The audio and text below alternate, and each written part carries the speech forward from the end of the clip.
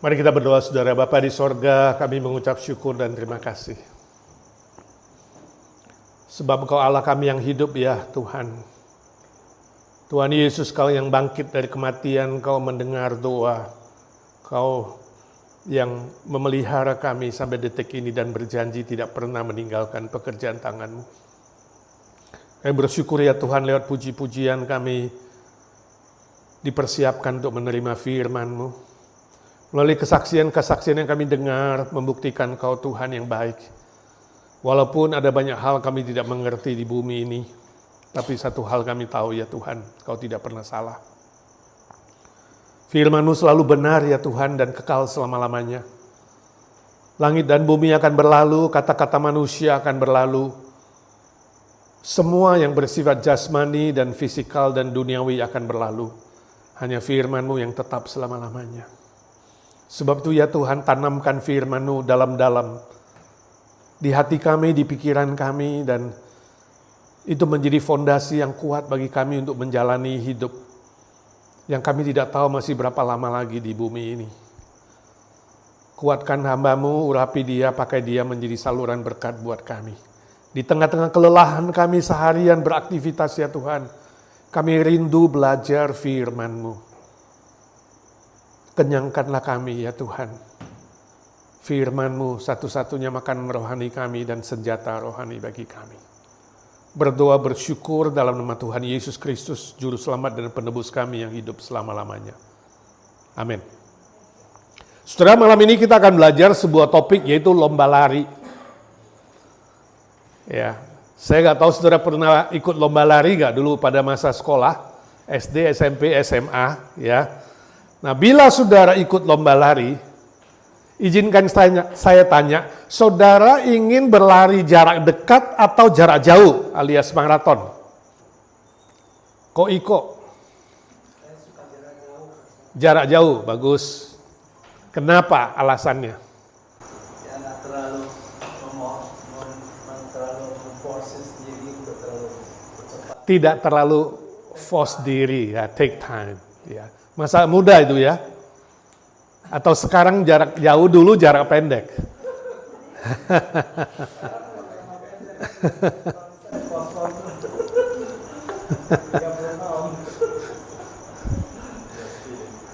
Aili?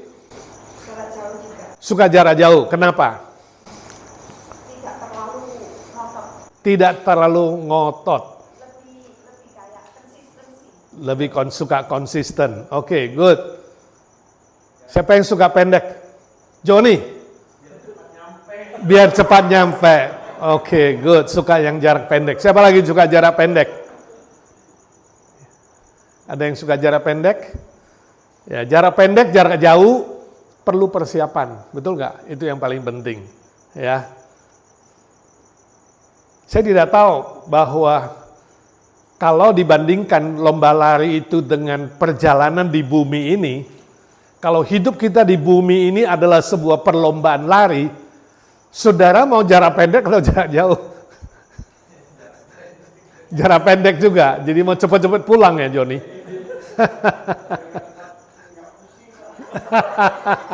Rupanya dia udah frustrasi dengan mendidik dua anak kecil yang bandel kayak bapaknya. Ya. Dan banyak persoalan di bumi ini. Kalau perjalanan ini adalah sebuah perlombaan lari, saudara masih mau lari berapa lama? Berapa tahun lagi? Ya, tergantung Tuhan ya.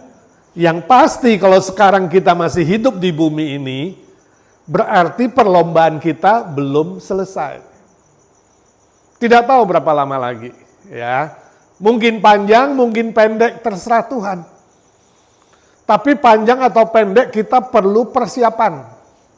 Ya, kita perlu sadar ini adalah sebuah perlombaan yang harus kita jalani dan cita-cita kita semua supaya perlombaan ini sukses, gemilang, mencapai garis akhir. Ya, nggak patah di tengah jalan, nggak sampai gagal. Nah, untuk supaya tidak gagal, Persiapan-persiapan apa yang saudara lakukan dalam pertandingan ini, baik yang pendek atau yang panjang? Katakanlah banyak suka panjang, karena masih pengen hidup lebih lama di muka bumi ini, kecuali Joni. Persiapan apa? Biasanya kalau saudara ikut lari panjang, ya, tadi Aili bilang panjang, itu persiapannya apa? Ya, yang dilakukan waktu saudara ikut lari maraton. Ya, banyak sekali ada lari maraton, betul nggak? Di LA maraton, nanti ada Boston maraton, New York maraton, Medan maraton, Jakarta maraton, itu jarak jauh semua. Ya, dan pasti ada persiapan-persiapan sebelum pertandingan dan di dalam pertandingan itu pasti ada sesuatu yang disiapkan. Betul nggak? Fisik, mental, ya, nafas, stamina, dan lain-lain, dan lain-lain.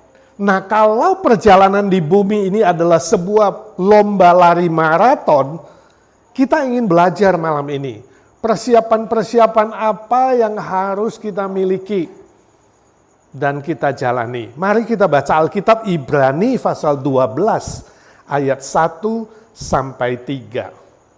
Ibrani pasal 12 ayat 1 sampai 3. Kita baca bersuara 1, 2, 3. Karena kita mempunyai banyak saksi, bagaikan awan yang mengelilingi kita, marilah kita menanggalkan semua beban dan dosa yang begitu merintangi kita, dan berlomba dengan tekun dalam perlombaan yang diwajibkan bagi kita. Kedua, marilah kita melakukannya dengan mata yang tertuju kepada Yesus yang memimpin kita dalam iman dan yang membawa iman kita itu kepada kesempurnaan, yang dengan mengabaikan kehinaan tekun memikul salib, ganti sukacita yang disediakan bagi Dia yang sekarang duduk di sebelah kanan tahta Allah. 3. Ingatlah selalu akan Dia yang tekun menanggung bantahan yang sehebat itu terhadap dirinya dari pihak orang-orang berdosa, supaya jangan kamu menjadi lemah dan putus asa.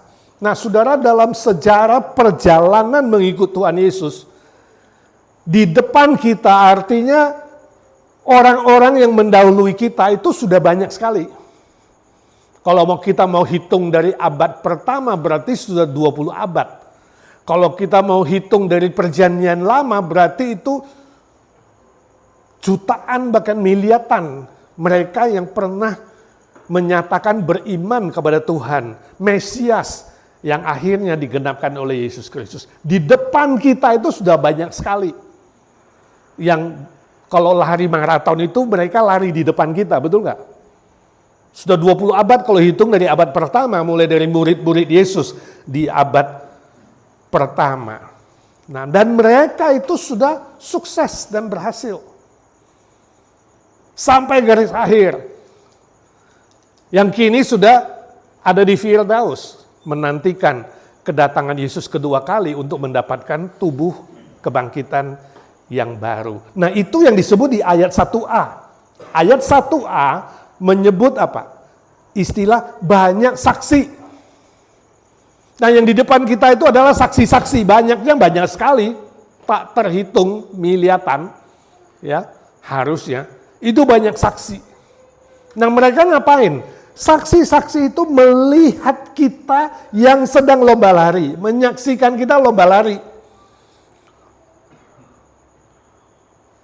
Jadi orang yang sudah meninggal mendahului kita di Firdaus, itu sebenarnya tidur apa gak tidur sih? Rohnya. Sadar apa tidur? Sadar, Yesus bilang sama penjahat di sampingnya, hari ini juga kau bersama-sama aku di Firdaus. Sadar apa tidak sadar, Yesus kasih cerita tentang pengemis yang mati. Ingat?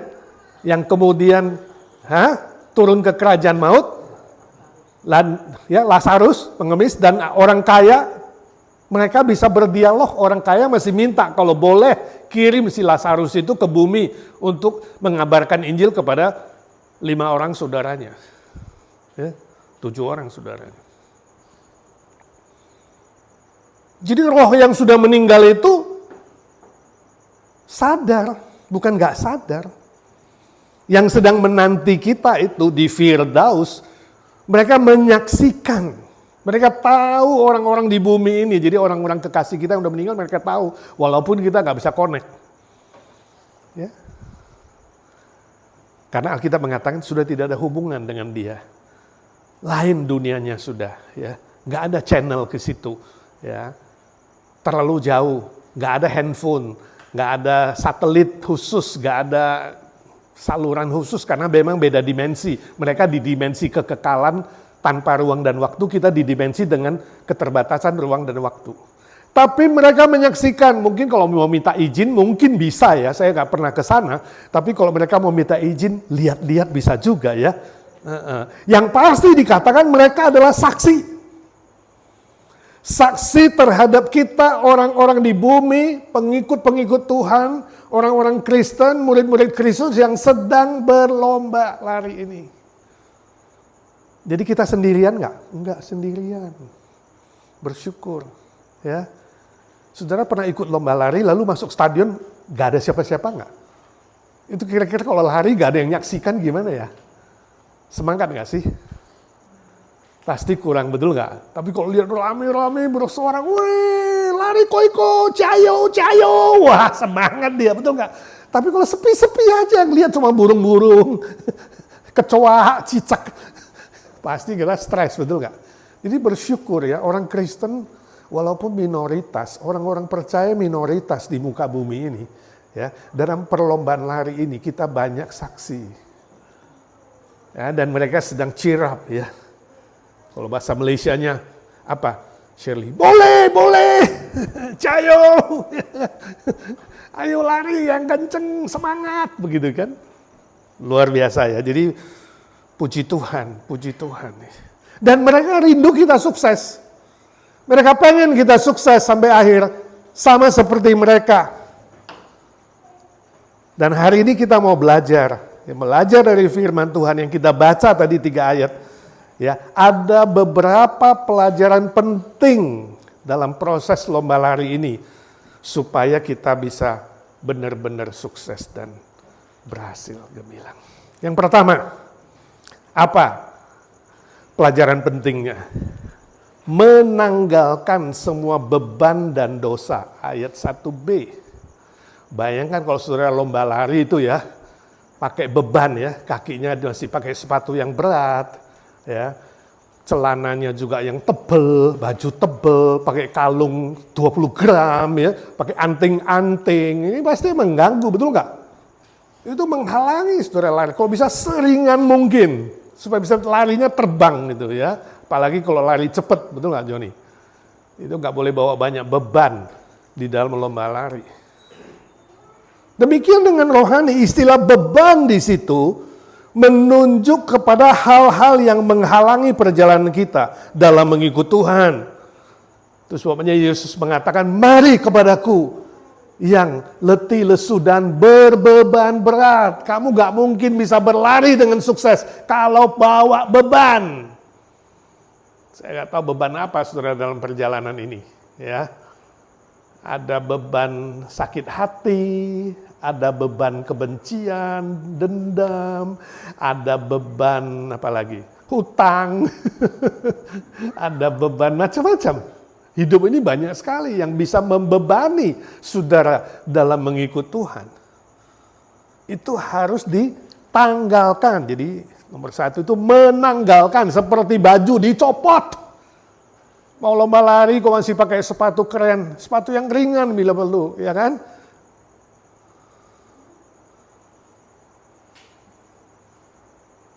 Lalu istilah dosa itu berarti hal-hal yang tidak sesuai dengan kebenaran firman Tuhan. Dalam 1 Yohanes 3 ayat 4 mengatakan sesuatu yang tidak mencapai target Tuhan itu dosa. Tuhan kasih target segini A, itu ada seperti target lingkaran, kamu meleset. Target-target yang meleset harus dibuang, ditanggalkan. Saya nggak tahu apa itu, kebiasaan buruk.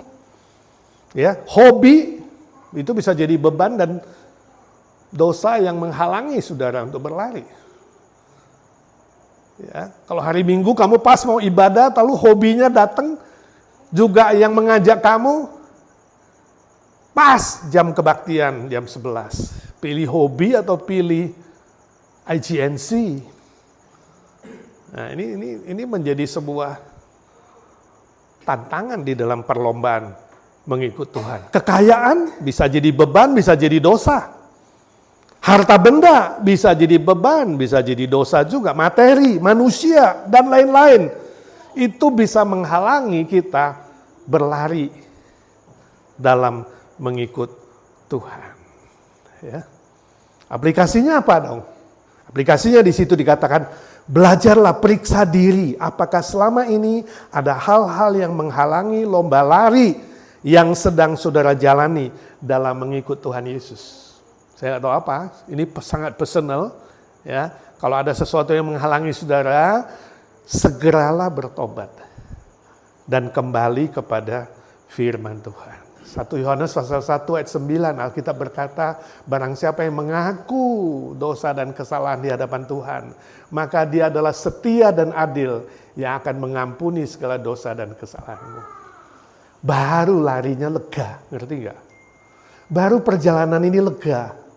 Gak ada musuh, gak ada dendam, gak ada benci, gak ada kepahitan, ya, gak ada beban A, B, C yang menghalangi mengikut Tuhan. Ingat, setiap kali kamu mau mengikut Tuhan apa saja, entah ibadah, entah doa, entah sesuatu yang bersifat rohani, yang membangun karaktermu, kalau ada sesuatu yang menghalangi, kamu harus sadar, oh ini berarti siasat si jahat nih, ya.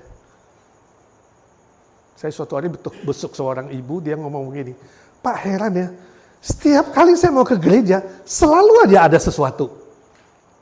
Saudara pernah ngalami seperti itu nggak?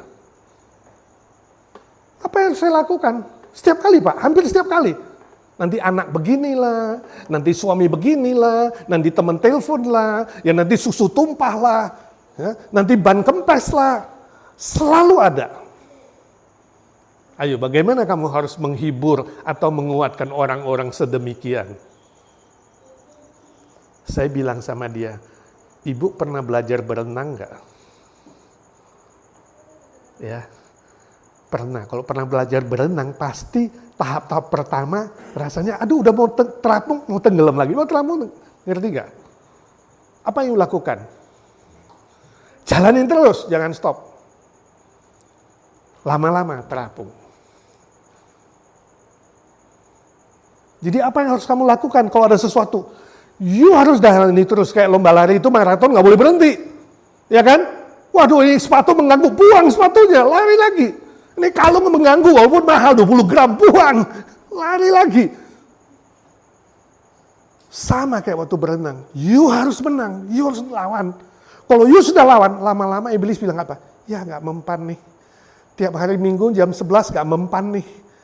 Mulai dari jam 9 udah ganggu dia masih gak mempan, tetap aja dia telat juga ke gereja. Lama-lama iblis yang give up. Saya gak tahu saudara pernah ngalami apa. Tapi harus belajar menanggalkan dan melawan jalani terus. Maka kamu akan lewat seperti orang yang berenang. Akhirnya terapung juga bisa berenang.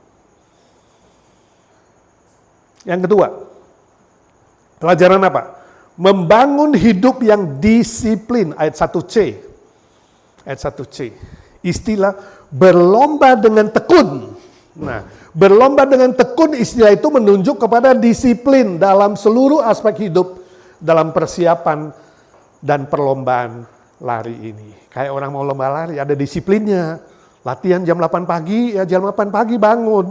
Jangan cuma 2 hari jam 8 pagi, sisanya tidur. Gak bisa. Ya, apalagi kalau mau ikut lari Olimpik, itu lebih ketat lagi disiplinnya, betul nggak? Bukan hanya bangun pagi, latihan, makanan, minuman, ya, kebiasaan, jam tidur itu disiplin. Kalau nggak mungkin bisa menang. Ya, demikian dalam hal rohani, perlu disiplin dalam mengikut Tuhan, semua aspek. Ya.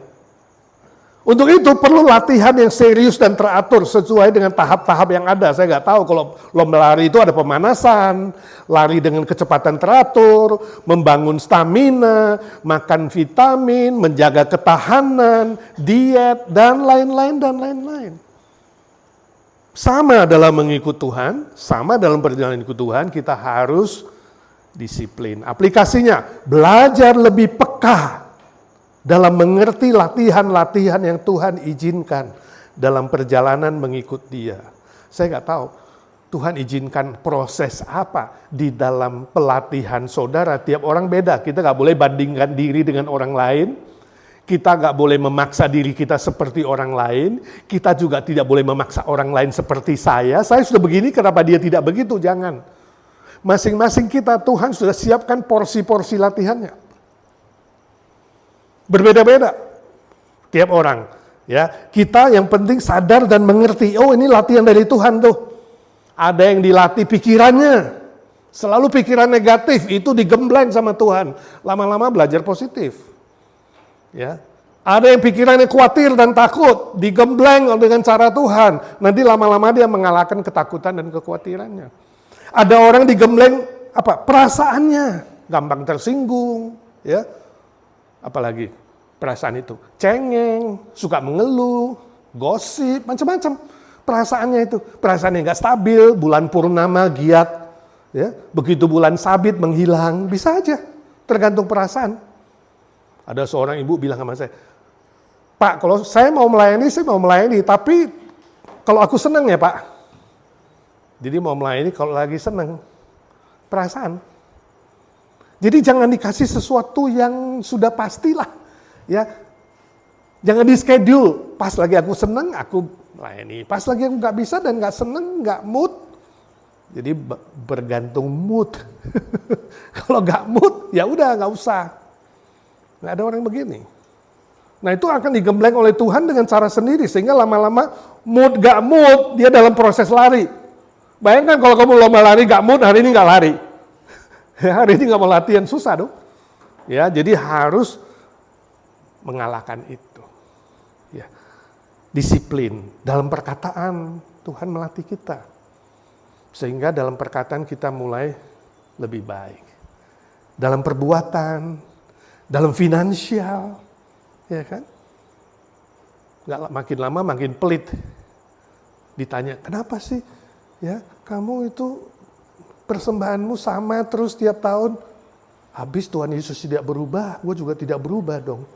Cari alasan. Bukan itu ya kan, tapi pertumbuhan finansial. Apalagi pelayanan, ya semua aspek. Ya, jadi kita harus sensitif. Lalu mohon kekuatan dan kesiapan hati dari Tuhan untuk menjalani latihan-latihan itu sampai garis akhir. Nah di situ ada 2 Timotius 4 ayat 6 sampai 8 itu soal Paulus. Dia berkata, aku telah mencapai garis akhir, memelihara iman. Ya, aku telah mengalahkan semua tantangan kesulitan. Lalu ada ayat 12 dan 16 itu ayat hilang, tolong ditambah. Itu harusnya 1 Timotius 4 ayat 12 dan 16. 1 Timotius 4 ayat 12 dan ayat 16 itu Paulus mengajar kita, mengatakan, ujilah dirimu, awasi dirimu. Jangan-jangan sampai kamu itu mengabarkan Injil, melayani, malah kamu sendiri ditolak. Ada nggak orang yang begitu? Karena dia nggak mengawasi dirinya. Ya, udah selesai melayani, kelihatan hebat, sukses, malah dia ditolak. Kenapa? Karena dia tidak bertumbuh dalam mengikut Tuhan. Ayat ke-12 mengatakan tidak menjadi teladan. Paulus mengatakan kepada Timotius, jangan orang lihat kamu muda, jangan kamu itu minder karena kamu muda, walaupun yang kamu layani itu lebih tua. Jangan kamu minder, tapi hendaklah kamu jadi teladan dalam perkataan, perbuatan, kesucian. Kalau kamu bisa menjadi teladan, kamu direspek, gak ditolak. Demikian juga di dalam pertumbuhan mengikut Tuhan. Jadi mari saudara kita bertanya diri, sudah berapa lama jadi orang Kristen? Kalau dibandingkan 2 tahun lalu, aku maju apa mundur dalam perlombaan ini? Jangan-jangan selama ini lari di tempat. Orang udah ke depan, kita masih di tempat. Kenapa? Gak maju-maju. Bisa nggak terjadi? Secara nggak sadar. Ya. Yang lari terus nggak maju-maju, lari apa, saudara? Lari di tempat kayak treadmill, saudara. Lari, udah 1 jam masih di situ. Itu nggak? Yang lain udah nggak tahu kemana. Bisa nggak orang Kristen lari di tempat? Bisa. Atau jangan-jangan itu mundur malah. Larinya mundur. Berapa tahun ikut Tuhan? 20 tahun. Pernah cerita Yesus 1 kali? Wah, nggak pernah. Pernah melayani? Waduh, belum pernah. Semua belum. Ya. Jadi saudara, mari kita memeriksa diri. Selama saya mengikut Tuhan, apakah saya dalam perlombaan ini maju? Atau saya sebenarnya lari di tempat atau mundur?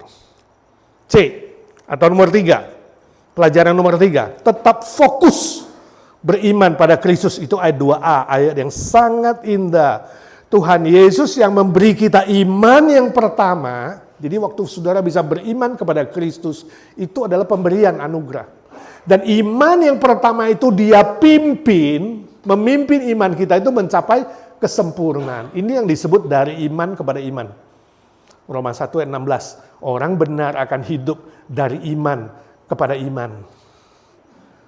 Iman yang pertama yang diberikan Tuhan itu adalah anugerah. Tapi iman yang sempurna itu adalah sebuah proses pertumbuhan di dalam lomba lari ini. Ya.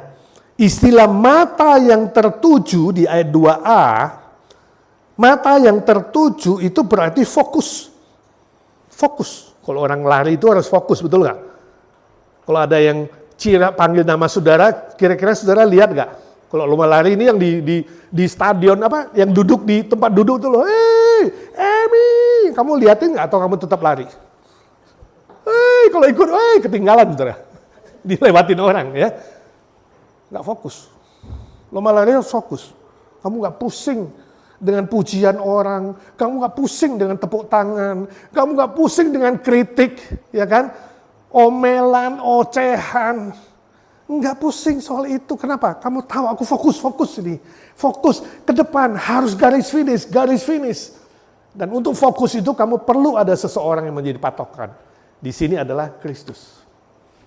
Fokus, mata yang tertuju kepada Kristus yang memberi iman pertama dan yang memimpin kepada iman yang sempurna. Dia Tuhan, dia standar, dan dia adalah teladan kita.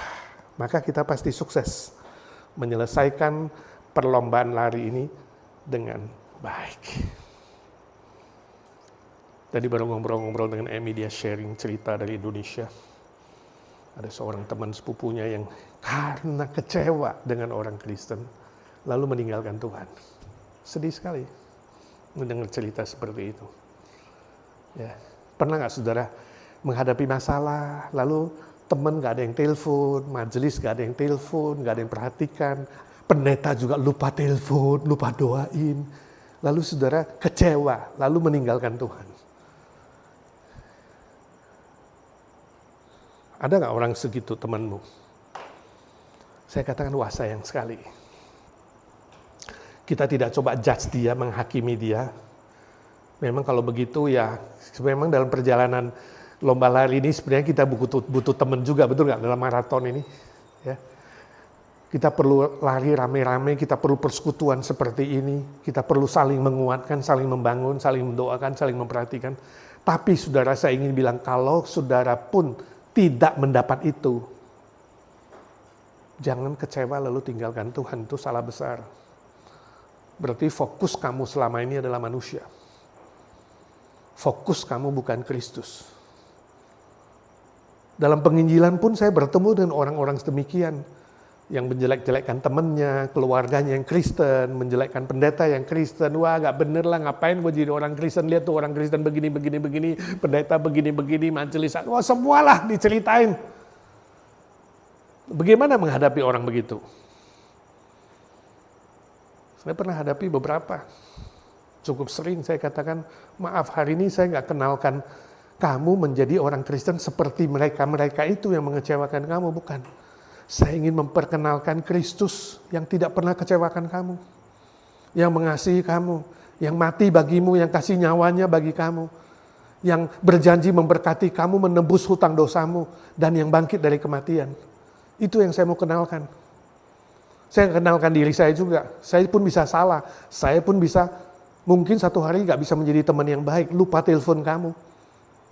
Ya, jangan fokus sama saya. Jangan fokus sama teman kamu. Jangan fokus sama keluargamu, familimu. Tapi mari fokus kepada Kristus. Sebab dia tidak pernah salah. Dia tidak pernah mengecewakan. Dan dia setia mengasihi kamu. Itu loh saudara, dalam perlombaan kita mengikut Tuhan pun sama. Ya, kalau kita bersandar manusia, berharap pada manusia, lalu kita fokus kepada hal-hal dunia dan jasmani lainnya, pasti kita kecewa suatu hari. Pasti kita akan mundur. Pasti kita tidak ikut lomba lagi. Mungkin kita keluar dari jalur perlombaan. Bisa saja. Tidak heran banyak yang kemudian mengatakan, gue sekarang pindah agama. Bagi saya kalau belum sungguh-sungguh mengenal Kristus dan pengorbanannya, gampang sekali meninggalkan iman yang pertama. Sebab iman yang pertama belum tentu betul. Tapi kalau iman pertama kamu betul-betul mengalami bahwa nyawa Yesus Kristus yang berikan kepadamu lebih besar dari apapun dan siapapun, kamu akan tetap ikut dia. Kamu akan fokus sama dia. Sebab kamu tidak fokus kepada yang sementara. Amin. Yang terakhir, pelajaran terakhir. Pantang menyerah apapun yang terjadi. Ayat 2b sampai ayat ketiga. Pantang menyerah, istilah lemah dan berputus asa itu berarti menyerah kalah. Sebelum mencapai garis akhir. Jangan, kata firman Tuhan, jangan kamu menyerah, jangan kamu jadi lemah walaupun capek, walaupun lelah, walaupun ada masalah, jangan kamu lemah. Ya. Dan jangan berputus asa. Never give up, jatuh bangun lagi. Sebab apa? Kamu jatuh di dalam kereta atau jalur perlombaan yang menuju kepada kekekalan. Ini bedanya. Orang dunia yang belum mengenal Kristus, mereka larinya menuju kepada kebinasaan. Kita sedang menuju kepada kekekalan. Walau jatuh tetap bisa bersuka cita. Walau jatuh tetap bisa bangun lagi. Walau jatuh kita tahu tujuan akhir kita adalah apa? Firdaus bersama Kristus. Jadi tetap bisa bangkit kembali di dalam perjalanan ini, ya. Itu sebabnya kita harus ingat salib Kristus. Sebab di ayat yang ketiga itu menjelaskan Kristus aja menanggung penderitaan sehebat itu. Dan dia memberi kita teladan, dia setia sampai akhir. Pergumulan paling berat di mana? Getsemani. Yesus sendiri bergumul di Getsemani usia 33 tahun. Siapa yang mau mati 33 tahun? Mati muda. Siapa yang mau mati difitnah, disalahkan, disalah mengerti, dibunuh, dibantai? Secara manusia gak ada yang mau. Siapa yang mau mati untuk musuh, untuk kawan masih mungkin ada. Atau untuk keluarga. Tapi untuk musuh, untuk orang yang berdosa, ini sangat-sangat berat. Itu tidak heran yang katanya, Alkitab mencatat keringatnya saja seperti darah, bayangkan. Yesus sendiri mengatakan, aku sedih dan gentar hatiku secara manusia. Itu menentukan dia manusia sempurna. Dia bisa gentar. Ya kan? Dia bisa sedih. Dia bisa berkeringat dan bergumul berat. Dan dia boleh minta kepada Bapa, kalau boleh cawan ini aku tidak minum. Kalau boleh kematian ini aku gak jalani. Ada cara lain gak Pak? Kira-kira begitu. Tapi dia tahu tidak ada cara lain. Ini jalur yang ditentukan. Untuk menebus manusia dari kematian, harus lewat kematian. Sebab upah dosa adalah kematian. Mau tidak mau, dan dia pilih mau, dan dia rela memberikan nyawanya. Makanya fokus, waktu kamu fokus, dan ingat, Yesus saja menderita. Dan dia menang, masa kita gak bisa menang?